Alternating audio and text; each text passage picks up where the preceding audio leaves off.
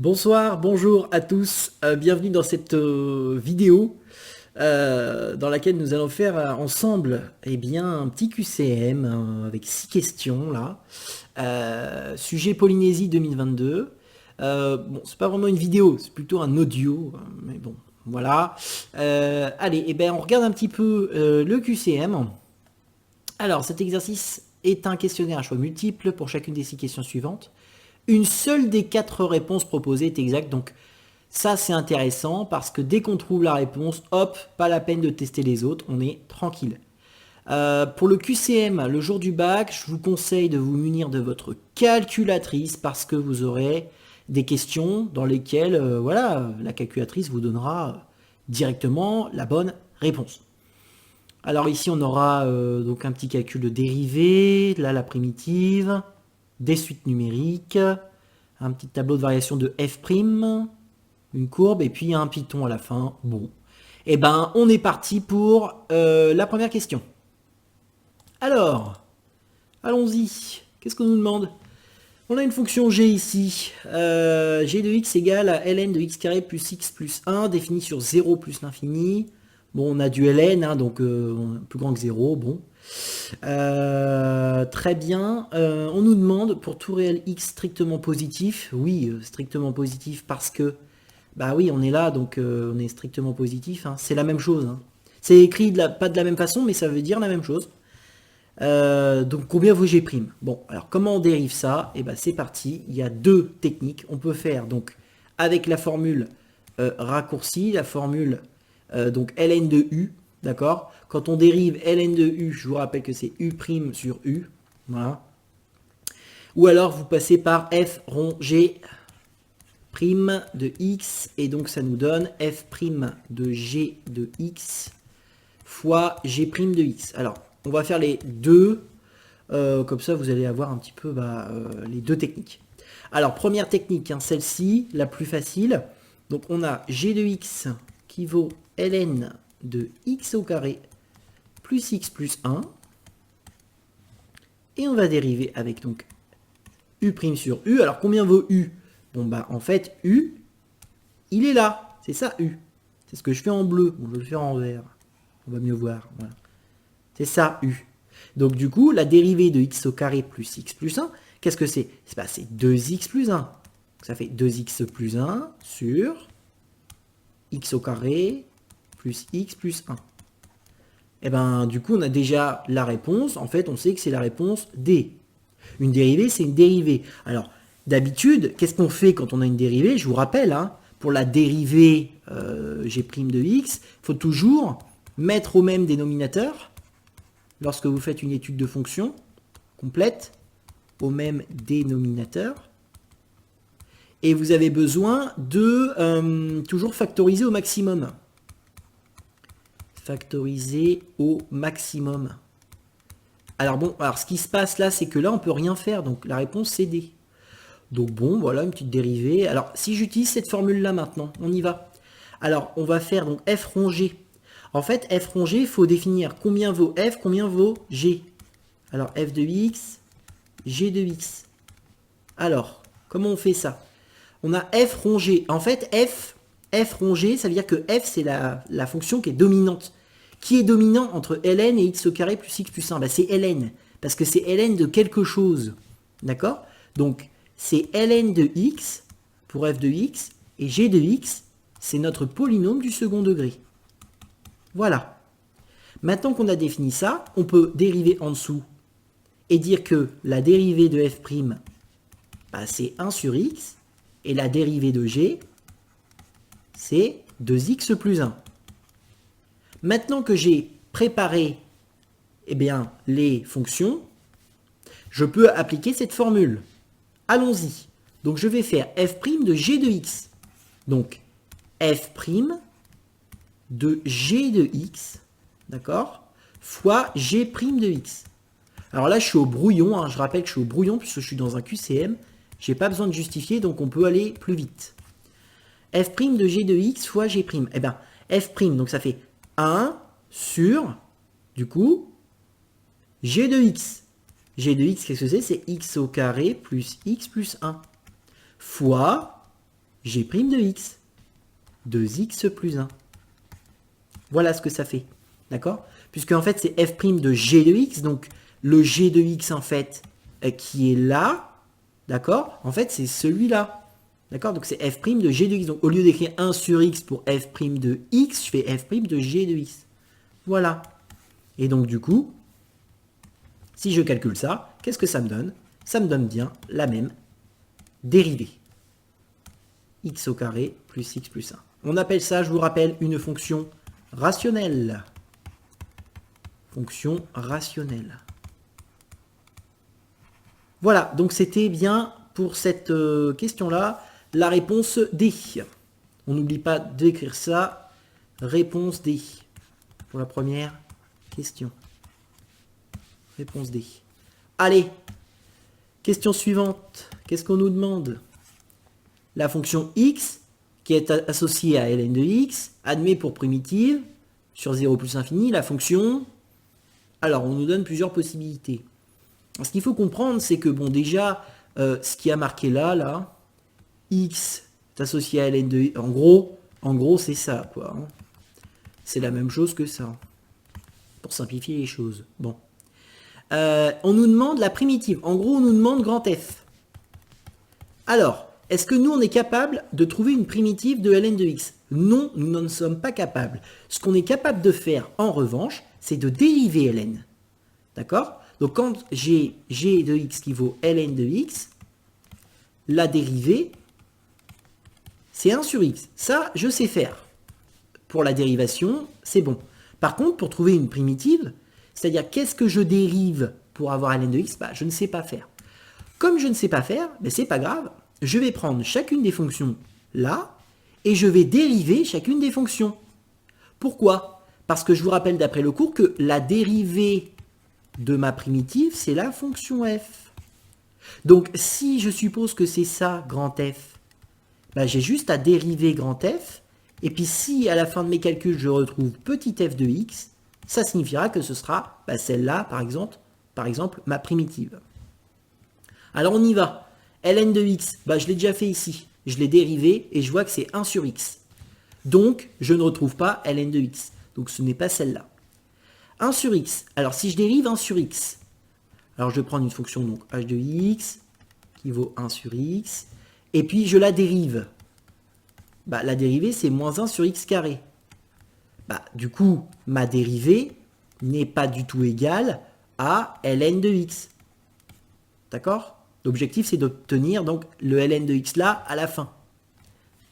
Ensuite, x ln de x moins x. On va dériver. Donc, hop, je vais créer donc une fonction qui est, par exemple, donc, je vais l'appeler grand H. Donc, h de x égale x ln de x, donc, moins x. Et donc, si je dérive, alors là, attention, la dérivée, c'est pas 1 fois 1 sur x. Moins 1. Ça, c'est pas vrai, ça. Pourquoi c'est pas vrai? Je vous laisse 2 secondes. Parce que là, c'est u fois v. Parce qu'il y a du x dans les deux morceaux. Allez, on dérive correctement. Donc, h' de x égale u' fois v plus u fois v', moins 1, puisque là, le moins x, je dérive, ça fait moins 1. On y va. h' de x est égal à 1 ln de x, ça fait ln de x, plus, bah, ça fait 1. Pourquoi? Parce que j'ai le droit de barrer le x ici, là et là, c'est une multiplication. Hein. Et il y a aussi donc moins 1 derrière. Mais avec le plus 1 et le moins 1, bah, qu'est-ce qu'il me reste? Il me reste ln de x. Et ça, du coup, ce ln de x là, c'est bien ce que je cherchais à obtenir depuis le début. Donc, elle est là ma solution. C'est la réponse C. Pas besoin de faire celle-ci, parce que bah, on a trouvé la bonne réponse. D'accord? Donc, réponse C. Voilà. Allez, on enchaîne sur la question 3. Allez, donc question 3, qu'est-ce qu'on nous demande? On nous dit qu'on a une suite AN définie pour tout N dans grand N, donc les les ensembles hein, des entiers naturels, hein, par AN qui vaut ça. Bon. La limite de la suite AN est égale à quoi? Bah là, j'ai même pas de calcul à faire, je prends ma calculatrice, il y a la réponse directement dessus. Donc on y va, j'allume la calculatrice. Je suis dans un QCM, j'ai pas besoin de justifier. Bon bah, je prends ma calculette. Allez, hop, je vous la mets à l'écran, bien sûr. Voilà. Je vais dans menu, récur. AN plus 1. Bah non, parce que c'est AN. Donc du coup, on va dans type. Ici. On choisit AN. Voilà. Là, on va rentrer notre suite. Donc, vous notez. Donc, 1 moins 3 puissance n. Attention, c'est pas 3n, hein, c'est 3 puissance n. Donc, le n, il est là. C'est surtout pas x, là. Hein, c'est n. Comme ça. Sur 1 plus 2 puissance n. Voilà. Ok. Entrée. Alors, si le jour du bac, voilà ce qui se passe. Imaginez si vous avez ça le jour du bac. C'est parce que ici, vous n'avez pas sélectionné votre suite. Donc, c'est pas parce que votre calculatrice ne marche plus. C'est qu'en fait, ici, il y a une touche F1 pour sélectionner ici. Il faut que ce soit sélectionné là. D'accord? Pour que votre suite, elle soit prise en compte. Ensuite, vous faites Exit et là, c'est bon. Avant de faire le tableau de valeur, on va dans 7. On va de 0 jusqu'à 100 par défaut. Voilà. Et voilà, alors là, je regarde ce qui se passe au niveau des termes de ma suite. Alors, au début, ça vaut 0. Là, on est négatif. Et là, qu'est-ce que je vois? Je vois que plus n augmente, plus les valeurs diminuent, sans arrêt. Donc, en fait, la limite, ça a l'air d'être moins l'infini, puisqu'on a des valeurs de plus en plus grandes dans le négatif. Donc, en fait, on a envie de répondre la A tout de suite. Donc, je vais l'entourer, mais on va essayer de le démontrer. Avant, je fais la même manipulation donc avec la TI pour la calculatrice, pour les suites. Alors, la TI, elle est là. Donc, je la mets à l'écran. Voilà, la TI. Nous allons aller donc dans le mode. On va appuyer, donc on allume la calculatrice, on va dans le mode et on choisit suite. Ici. Et on fait entrée. Voilà. Ensuite, j'appuie sur la touche F de X. Là, j'ai la suite N, N plus 1, N plus 2. Donc, je vous rappelle que là, c'est récurrence et là, c'est explicite. Moi, j'ai une suite explicite ici. Donc, j'écris la suite. Ça va nous donner donc 1 moins 3 puissance N. Donc, je mets la fraction. C'est là. Donc, 1 moins 3 puissance N. Voilà, le n il est là, d'accord? Le tout sur 1 plus 2 puissance n. Puissance n. Voilà. U1, U2, j'ai pas besoin de les mettre puisque je suis une suite explicite. Par contre, attention, je commence à 0. Pourquoi je commence à 0? Parce qu'ici, il y a marqué tout n dans n. Donc le n minimum, c'est 0. Et ensuite, je vais dans, eh bien, seconde graphe. Et là, j'ai les valeurs de ma suite. Donc là, qu'est-ce que je vois? Je vois des fractions. Alors, si c'est pas évident pour vous, à chaque fois, vous appuyez sur la touche ici, la double flèche qui est là, ici, pour avoir les valeurs. D'accord? Et en descendant, vous pouvez voir qu'on diminue hein, de plus en plus. Voilà, 7, 33, moins 11, 2, etc. Donc pareil, on a l'impression que c'est moins l'infini. Voilà pour la partie calculatrice. Alors, comment on calcule la limite à la main? Limite de AN. Quand n tend vers plus l'infini. Puisque je vous rappelle qu'une suite, ça tend toujours vers plus l'infini. Et bien on voit qu'on va avoir une forme indéterminée là. Hein. D'accord? On va avoir un infini sur un infini. D'accord? Donc je suis au brouillon, donc j'écris rapidement.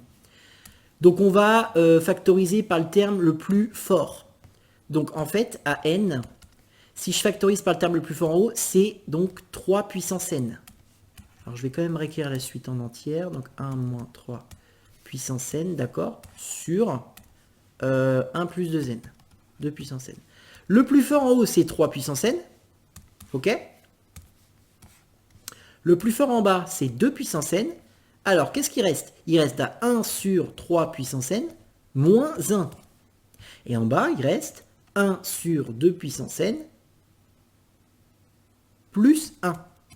D'accord? Parce que c'est écrit à l'envers. Mais en gros, quand je développe mentalement, regardez, si je fais ça fois ça, le 2 là et là s'en vont, donc il reste bien le 1 qui est là. Ok? Et puis ici, quand je développe avec 2 puissance n fois 1, ça fait bien 2 puissance n. Voilà. Donc là, j'ai bien factorisé correctement.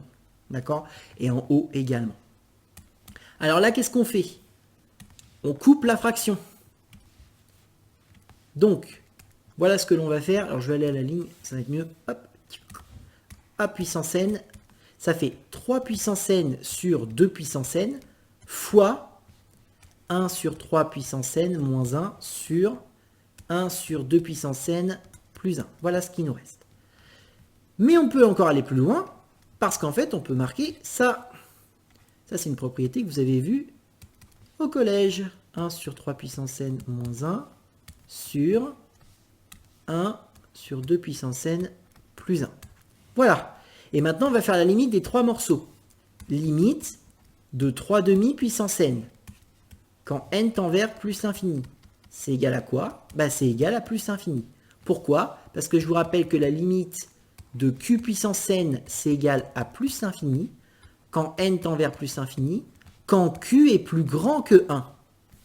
Et dans des exercices souvent de bac, on vous demande la limite de q puissance n quand q est compris entre moins 1 et 1. Souvent, c'est ça qui tombe au bac. Hein.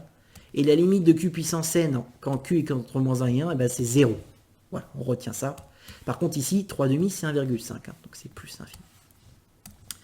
La limite de 1 sur 3 puissance n moins 1, eh ben, en fait, c'est moins 1. Puisque là, ça devient très grand, et un nombre sur quelque chose de très grand, ça tend vers 0, hein, d'accord? Et puis ensuite, le bas ici, alors j'ai plus de place pour écrire, mais la limite, ça vaut 1. D'accord? Donc là, on va se retrouver avec moins 1 ici sur 1. Donc si je fais moins 1 sur 1, bon, je suis au brouillon, hein, c'est égal à moins 1. Et si je fais moins 1 fois plus l'infini, eh ben, ça fait bien moins l'infini. Voilà, c'était la limite. Et la limite, c'est ce qu'on avait dit ici. Donc dans le QCM, comme vous n'avez pas justifié, calculatrice, vous allez vite, hein, ou au brouillon, vous faites ça. Enfin là, en fait, vous n'aviez pas à le faire, parce qu'avec la calculatrice, vous aviez la réponse instantanément. Voilà pour cette question 3. Question 4. Alors, on nous donne un tableau. Une fonction f dérivable sur moins de 2, le tableau de variation de la fonction dérivée f'. Ouh là là, alors là, attention, on nous donne f'. Donc, lorsqu'on voit ça, généalogie fonctionnelle. Je remarque la généalogie fonctionnelle, c'est très important, généalogie fonctionnelle, par cœur, dès que vous avez des dérivés, etc. Allez, donc on sait que le signe de la dérivée f seconde, d'accord, nous donne les variations de f', nous donne la convexité de f, d'accord. On sait que le signe de la dérivée f' nous donne les variations de f, et on sait également que le signe de f nous donne les variations de grand F, la primitive, hein, d'accord. Voilà, donc on a ça. Donc nous, ici, qu'est-ce qu'on a? On a f', donc on va s'intéresser bien évidemment aux deux premières lignes. D'accord? Je les surligne. On va s'intéresser à cette ligne-là et à celle-ci. Les lignes où il y a f', quoi. Donc du coup, on nous demande, donc on a f' et on nous demande la fonction f est comment? Alors ça, convexe, concave, on appelle ça la convexité. On est d'accord? La convexité de f. Convexité, je mets, voilà, convexité de f. Donc on s'intéresse uniquement à la première ligne. On sait que donc les variations de f' nous donnent la convexité de f. Je vous rappelle que donc du coup, quand f' de x est croissante, qu'est-ce que ça signifie?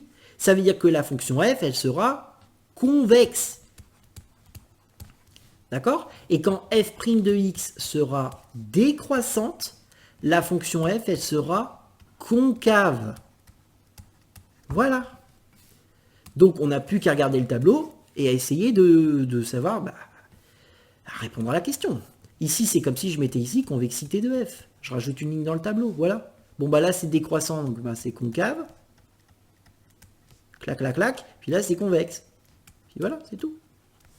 Puis du coup, bon, bah c'est quoi la bonne réponse? Alors, convexe sur moins 2, moins 1. Bah c'est pas vrai, ça, elle est concave. Concave sur 0,1. C'est pas vrai, elle est convexe sur 0,1. Convexe sur moins 1, 2. Bah non. Et concave sur moins 2, 0. Oui. Donc c'est la réponse D, la bonne réponse. Donc on marque réponse D. Réponse D. Réponse D. Donc réponse D pour notre question 4. On y va maintenant pour la question numéro 5. On nous donne une courbe ici, dérivée de f', donc c'est la dérivée f', donc attention. Et là, on va nous demander, alors là, on va nous demander pas mal de choses. En fait, ici, comme on a f' et qu'on l'a tracé graphiquement, voilà ce que je vous propose. C'est de faire à la fois un tableau de variation de f' et un tableau de signe de f'. Oh, c'est même pas nécessaire, puisque là, en fait, on nous parle... En fait, ici, tout ce qu'on vous demande ici, c'est... on vous demande les variations de f, en réalité. Vous voyez? On vous dit f est décroissante, f admet un maximum. Ok, donc, comme c'est les variations de f qu'on veut, en fait, on a besoin du signe de f'. Donc, je vais faire un tableau de signes. On y va? Allez, petit tableau de signes. Donc, hop. Donc, x... Là, je mets donc, on est sur quel intervalle? Moins 2, 4. Allez, moins 2, 4. Alors, quand est-ce que f' s'annule? Moins 1, 1 et 3. Donc, moins 1, 1, 3. Voilà, ça s'annule, on met des zéros comme ceci. Au départ, qu'est-ce qu'on voit? On voit qu'elle est négative. Ici, elle est négative parce qu'elle est sous l'axe des abscisses. D'accord? Ici, c'est négatif. Ok? Donc, je mets des moins. Donc c'est moins ici et c'est moins là. Par contre, la partie que j'ai laissée en bleu, là, c'est positif. Donc là, ce sera plus et là, plus. D'accord? Et ici, qu'est-ce qu'on marque sur le côté? On marque ce qu'on vient de faire. Signe de f'. Parce que si vous ne marquez pas ce que vous faites, vous savez même plus dans quelle ligne on est. Tout à l'heure, vous voyez, je vous ai marqué tout ça. Il faut que vous sachiez dans quelle ligne on est. D'accord? Donc, tout à l'heure, dans la question 4, on a fait la ligne en bleu. Et là, on est en train de faire la ligne en rouge. Dans la question 5. Voilà. Et donc, du coup, grâce à ce signe, j'obtiens les variations de f. Variation de f de x. Et de ce fait, j'ai une fonction qui est décroissante, ensuite croissante, décroissante et croissante. Voilà. Maintenant, je regarde les propositions. F est décroissante sur 0,2. 0,2, c'est où il y a ma main ici. C'est pas vrai, elle est croissante. F est décroissante sur moins 1, 0. Moins 1, 0. C'est ici, bah, elle est croissante, donc c'est pas vrai non plus. F admet un maximum en 1 sur 0,2. Donc sur 0,2, en fait, c'est entre là et là. En fait, c'est donc, il y a 0 là et il y a 2 là. Est-ce qu'il y a bien un maximum en 1? Oui, là, il y a un maximum. En fait, le maximum, c'est f de 1, ici. C'est f de 1. Là, il y a bien un maximum qui est atteint en x égale 1. Donc en fait, c'est la réponse C, la bonne réponse. F admet un maximum en 3. Bah non, en 3, c'est un minimum. D'accord? Donc la bonne réponse, c'est la réponse C. Ça admet un maximum. Voilà pour cette question 5. Et enfin, dernière question de ce QCM. On a une fonction Python. J'adore les serpents. La blague pourrie, bon, c'est pas grave. Une action est cotée à 57 €. Ouais, c'est plutôt cher. Sa valeur augmente de 3% tous les mois. Ok.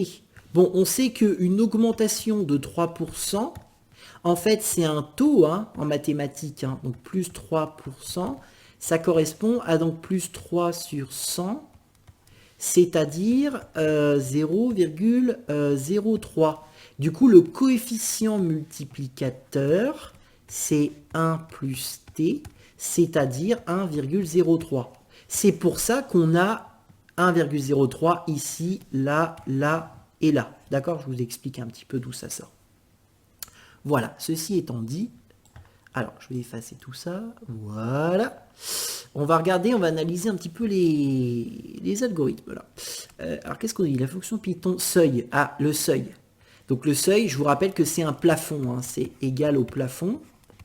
Alors, ça peut être un plafond vers le bas ou vers le haut. Hein, d'accord? C'est le plafond. Autrement dit, en fait, qui renvoie pour que sa valeur dépasse 200 euros. Ok, donc en fait, voilà ce que l'algorithme va faire. On a 57 euros au départ. Ok.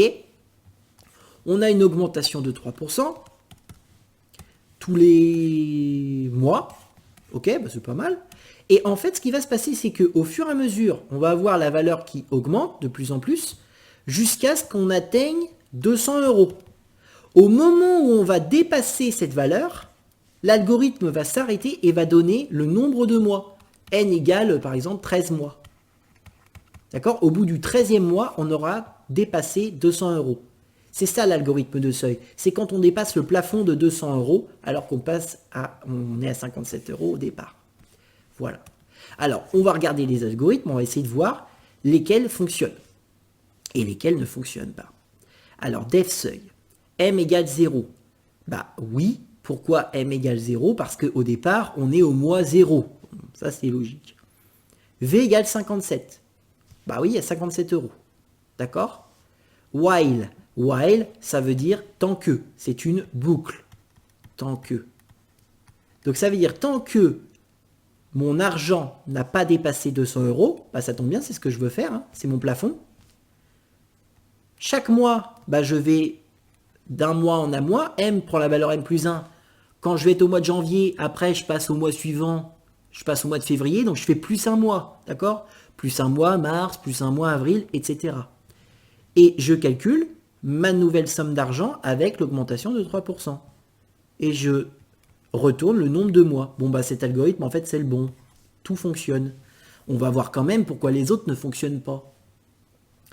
On commence au mois 0. Tout va bien. J'ai 57 euros avec moi. Tout va bien. Tant que mon argent est plus grand que 200 euros. Bah non, j'ai 57 euros au début. Je ne peux pas être plus grand que 200 euros. C'est pas possible, ça.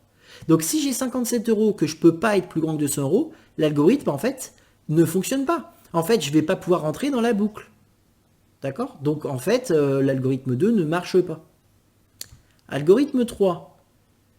J'ai 57 euros avec moi pour I in range 200. Alors, for I in range, c'est aussi un terme de Python pour faire une boucle.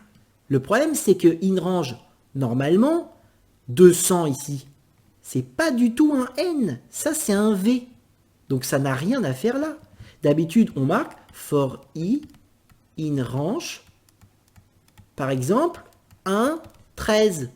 Par exemple, je calcule tout l'argent que je me fais en un an, par exemple. En fait, ici, je mets des valeurs de M. D'ailleurs, je dis que c'est N, mais en fait, c'est M dans l'exercice. D'accord? Je dois mettre des valeurs de M. Là, on a mis une valeur de V qui n'a rien à faire là. Hein. Donc, ça ne marche pas. Dernier algorithme.